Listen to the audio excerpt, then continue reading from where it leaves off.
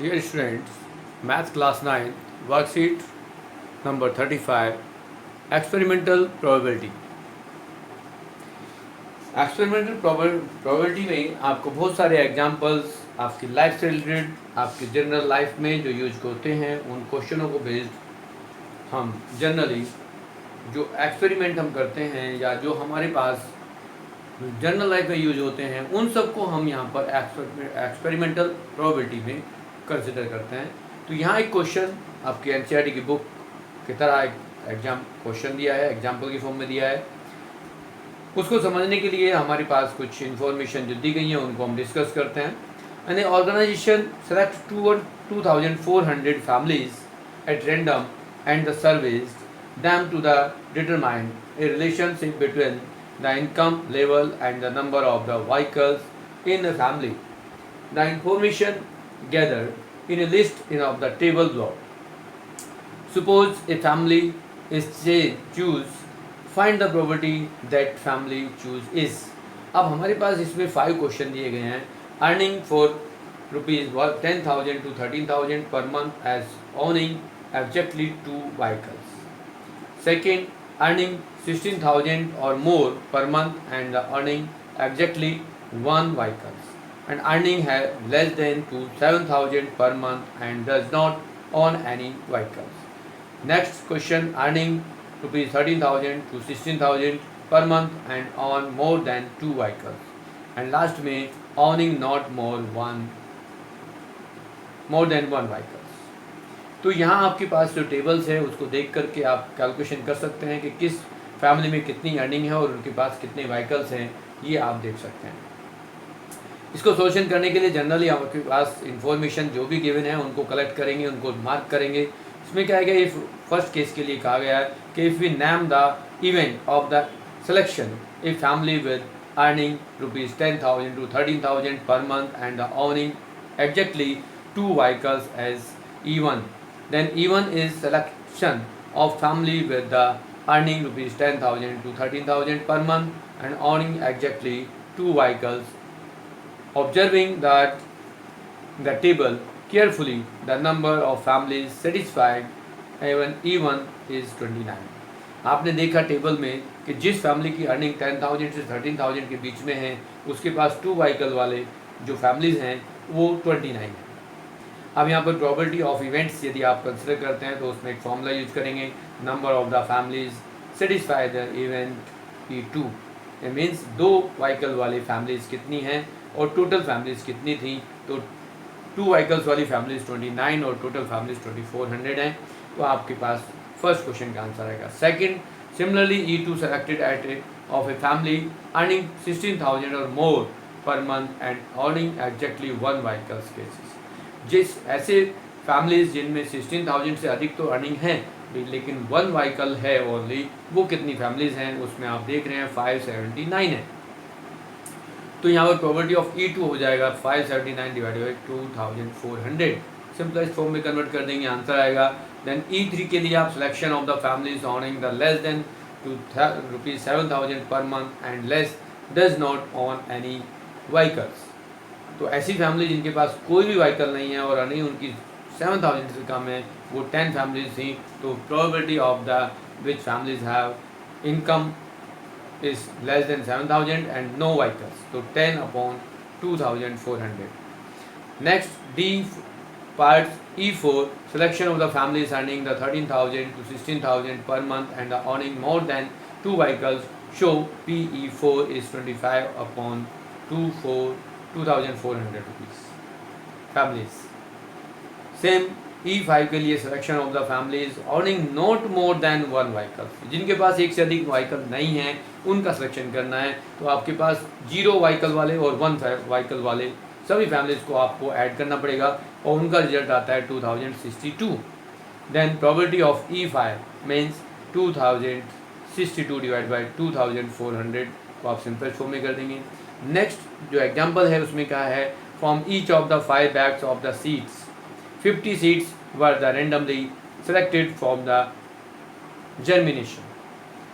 After 20 days, the number of seeds germinated from each bag are tabulates its as follow. आपके पास जो table बनाई गई है उसमें बैग्स दिए गए हैं, bag number 1, bag number 2, bag number 3, bag number 4, bag number 5। First bag में से जो सीड्स हमने लिए थे वो जर्मिनेट हुए 40, सेकंड बैग में से 48, थर्ड बैग में 42, फोर्थ में 39 और फिफ्थ में 41 बैग्स जर्मिनेट हुए। उसमें फिर पूछा गया कि find the probability of E selected A bag having at least 40 germinated seeds. तो यहाँ आपको एग्जाम्पल में दिया गया कि you can see from the table that bag number 1, 2, 3 and 5 have 40 और मोर than 40 germinate seeds, which means that at least 40 germinated seeds are the criteria. Certainly, there are 4 bags which are favorable cases for the events. तो आपके पास total bag थे 5 और 4 bag ऐसे हैं जिनमें 40 seed से 40 and 40 seed से अधिक उसमें जर्मिनेट हुआ, तो आपके पास प्रोबेबिलिटी होगी 4/5। फिर एक्टिविटी के लिए आपको कहा है, ये एक्टिविटी आपको करनी है। Think of your the neighbours, relatives and known peoples who were wear of the spectacles and list then the table with their age. Now find out the probability of the person of age less than 25 years and who are spectacles. तो ये आप activity कर सकते हैं, आपको generally करना पड़ेगा। Next अब हम क्वेश्चन पे पहुंचते हैं। In a cricket teams a batsman hits a boundary 8 times out of 40 balls. He played. Find the probability that he did not hit a boundary. अब आपके पास जो भी आपके पास टर्म्स हैं उसमें आप लिख लें कि कितने आपके पास प्लेयर्स है और उस प्लेयर्स ने कितने बार बॉल को खेला और कितने बार बाउंड्री को हिट किया। आपके पास ये क्वेश्चन है, मैं आपको दिखाना चाहता हूँ। उससे पहले जो क्वेश्चन था वो भी आप देख सकते हैं कि आपके पास जो टेबल दी गई थी वो कैसी थी, उसके बेस पर आपको कैसे क्वेश्चन किए गए। आपके सेकंड एग्जाम्पल और लास्ट में जो क्वेश्चन हैं उनमें भी दिए गए हैं, उनको भी आप यहाँ से करेंगे। तो यहाँ आपके पास जो फर्स्ट क्वेश्चन है उसको आप लें और देखेंगे कि आपके पास यहाँ पर क्या कहा है। तो क्वेश्चन नंबर 1 में कहा है कि एक batsman hits a boundary 8 times। तो एक क्रिकेटर मैच या ए बैट्समैन प्ले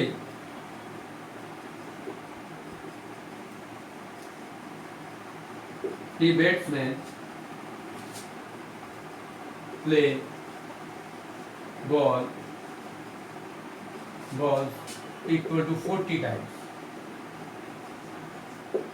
40 times मतलब 40 बॉल्स उसने खेली एंड ही हिट बाउंड्री को वो हिट कर रहा है। तो कितने ही हिट बाउंड्रीज कितने times? 8 times। he hit boundary equal to 8 times, but he did not hit boundary। 14 minus 8 equal to 32 times। आपको मालूम होगा कि आपके पास टोटल बॉल कितनी प्ले की गई, कितनी बाउंड्री हिट की गई और कितनी उसकी बाउंड्री हिट नहीं की। तो प्रोबेबिलिटी किसकी हमें फाइंड करनी है कि प्लेयर नॉट हिट बाउंड्री। तो यहाँ पूछा गया तो probability of not hit the boundary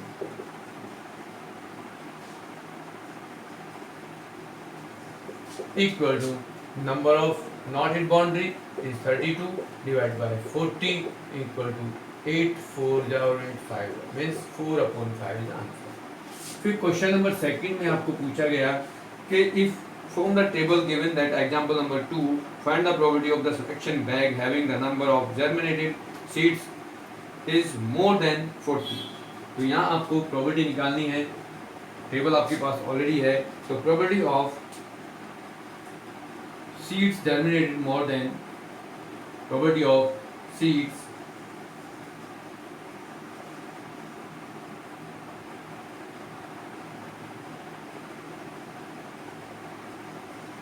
germinated more than